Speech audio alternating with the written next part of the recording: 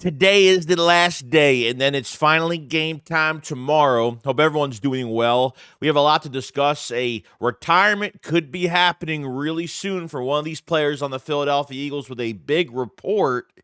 And a lot of good news coming from practice. A lot of good news regarding some of the players that were on the injury report. And obviously, really good news on Jaylen Herz going forward. So let's get straight to all the news. A killer buried, but not dead. Darren, we better turn around. Because I've seen enough horror movies to know any weirdo wearing a mask is never friendly. Yo, what is going on, guys? Hope everyone's having a fantastic day. This video is sponsored by BetUS, so definitely go check them out if you guys have not, okay? Now, the first thing we want to kind of get into here is obviously coaching hires, okay? Because I want to update you guys on everything. It looks like every job has been pretty much filled up head coaching wise, except for the Saints job. Okay.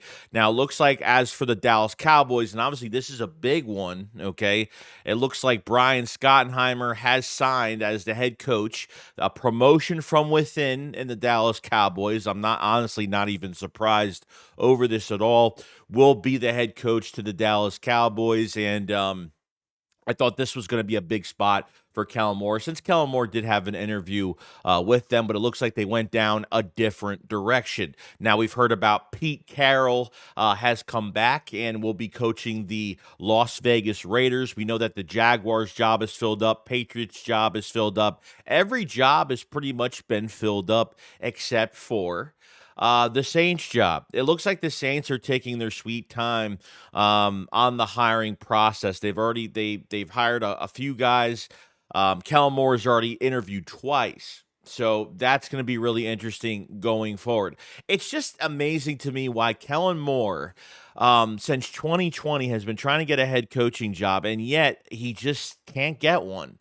Coming from the Philadelphia Eagles, especially, in general, like, I wonder why Kellen Moore really wasn't, kind of a big name going forward. Obviously, Ben Johnson with the Bears, the defensive coordinator for the Lions, going to the Jets. I mean, there was obviously some bigger names going ahead of him, which I already kind of knew that already. But now it's slim pickings now. You know what I mean? Last year in 23, we knew Brian Johnson wasn't going to get when Brian Johnson didn't sign on any team as an offensive coordinator, it kind of told you where the play calling was coming from and what was going on, because he was the scapegoat all along, in front of Nick Sirianni. But this year, because Nick is involved somewhat in this offense, and I can't get it out of my head that, I know Nick's involved. I know Kellen has some input, and I feel like games do change dramatically from game to game at some points, just depending on the teams we play and what they're trying to do in these games. I think Kellen Moore has really proved himself to be one of the best coordinators out there. I mean, he hasn't won a Super Bowl with a team, but he's had top 10 offenses for a lot of years. So if Kellen Moore doesn't get this Saints job now, it's pretty much it. I mean, I don't know what, you know what I mean? If he goes for another coordinator job somewhere else, maybe he wants to be a coordinator somewhere else. If there's a team that wants to get rid of their coordinator right now, the Eagles can block that. So they can actually block that from happening. If he decides to go after a head coaching job, like we said, the Eagles can't block interviews or anything like that, which they can't. And obviously, Kellen Moore has had 3 interviews so far. And pretty much 2 from the same team in the New Orleans Saints.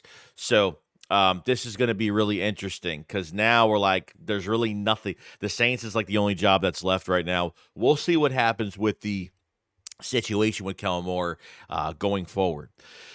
Now, Darius Slay, big play Slay. I got to say, man, he has probably played his best football the last couple weeks, these last 2 playoff games. Like, he looks like he's 24, 25 years old, playing at a really high level at 30, 33, 34 years old. I mean, it's absolutely amazing, okay?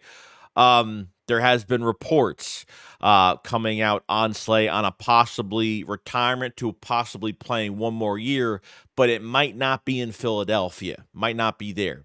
Now, this is from Ashlyn Sullivan, which I think she's one of the beat writers for Philly, I think, if I'm not mistaken. But this is what she has to say. She said, Darius Slay is preparing for Sunday to be his last home game at Lincoln Financial Field.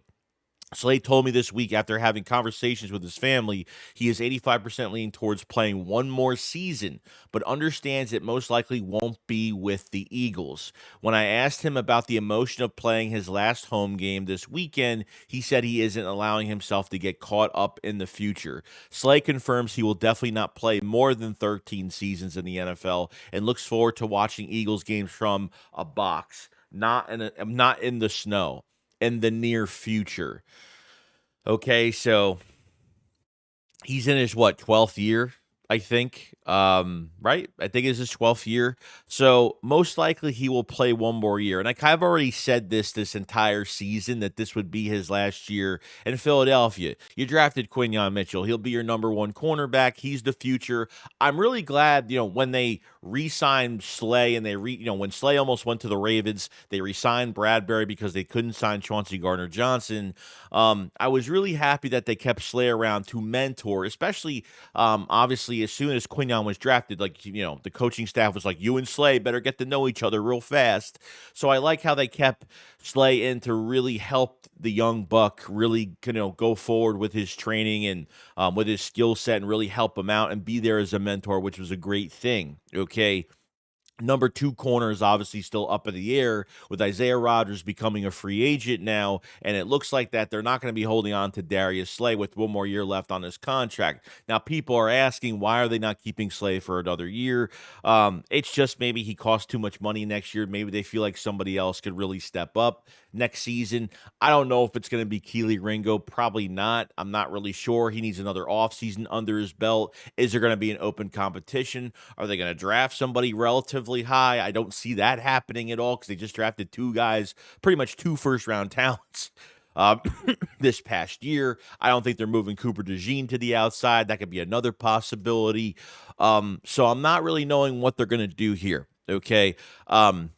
Slay is either going to retire, okay? And I think it comes down to if the Eagles win a Super Bowl, Slay might, he might just walk into the sunset pretty much and be like, I'm pretty much done. I did what I had to do here. And obviously Slay has been a big attribute for this team. He's been a very good corner for this team.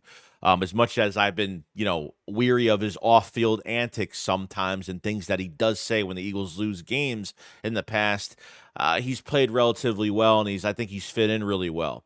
So if Slay wants to play somewhere else, most likely they're going to go by his wishes. They're not just going to trade him anywhere. They're going to be like, hey, where would you like to go? They're going to see what teams have interest, and they want to put Slay into a good situation if he's going to go to another team for his last year in the NFL, most likely.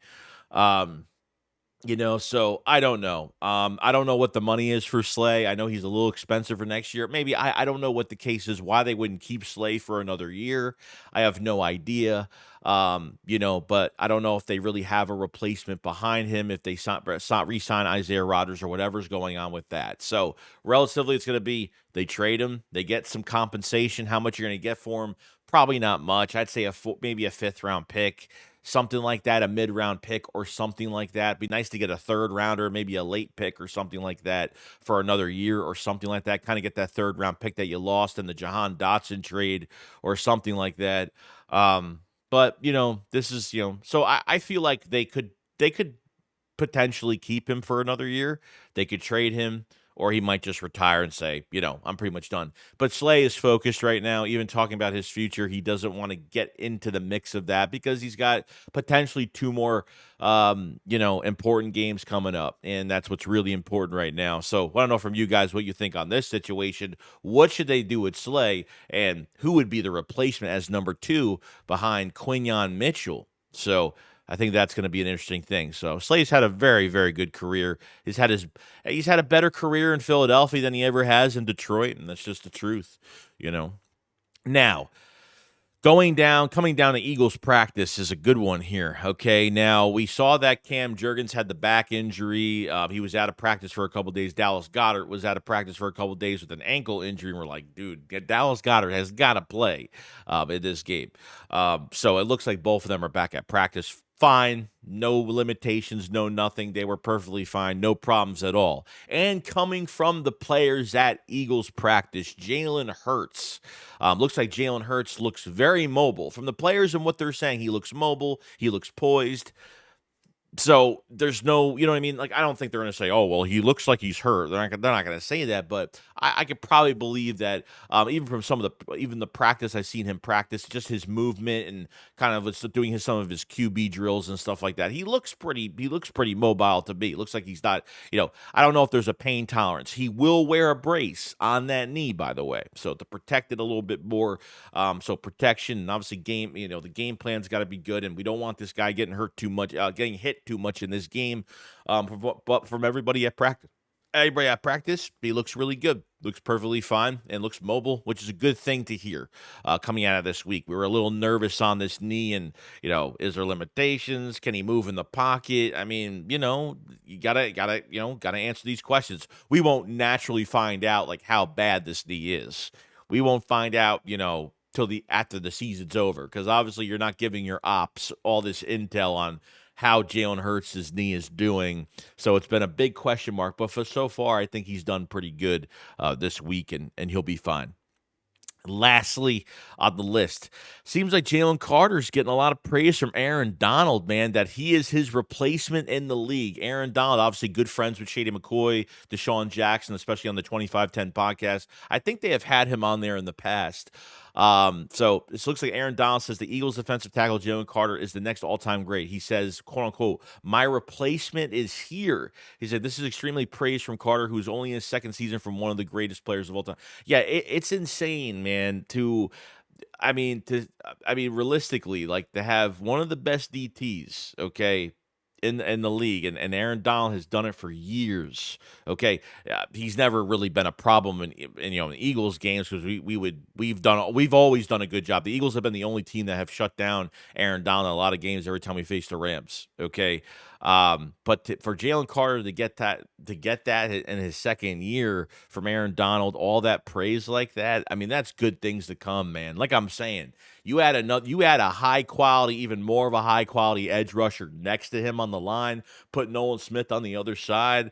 I'm telling you, good things are happening in Philadelphia. I mean, you're going to free him up even more. The Eagles just need to figure out ways to free him up to get with these one-on-ones. And I think running a lot of these stunts are really going to help to free him up a little bit.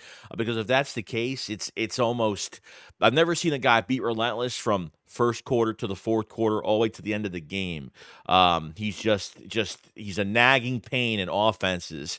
And, we'll see how it goes, man. But it's looking really good. It was really nice compliments to hear from that. And, I think I'm getting a Jaylen Carter jersey next year. I think that's safe to say Jaylen Carter is going to be it for me and where we go. So really happy with that. But other than that, guys, that's pretty much it. Let me know what you guys think about, obviously, the head coaching hirings, and if Kellen Moore will get the Saints job, what would you do in this position? Obviously, big play Slay, and would you keep him? Would you trade him? What would you do with him at this point going forward, depending on what the Eagles do at the end of the year? And obviously, how confident are you in Jaylen Hurts and that knee going forward? And that's pretty much about it, guys. Hope you guys enjoyed the video so much. Make sure you subscribe to the channel for more Eagles news every single day. And make sure you like the video because it helps out tremendously. You guys have a fantastic day, and I will see you guys on the next one. Shakes what up, follow slide. Peace out, guys.